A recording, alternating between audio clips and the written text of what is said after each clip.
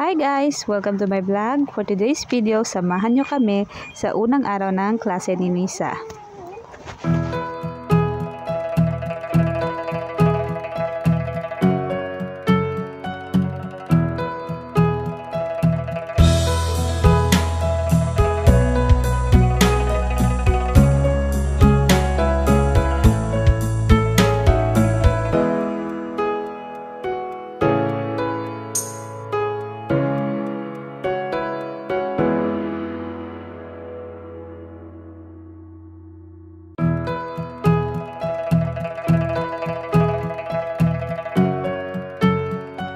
Ayan, nag-aantay kami ng masasakyan na jeep.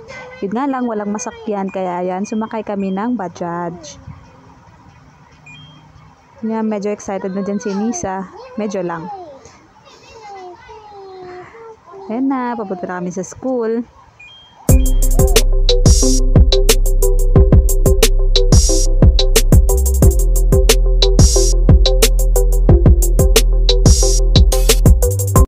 Ayan, nakarating na nga kami. Happy pa dyan si Nisa. Ayan, lakad-lakad papunta sa classroom.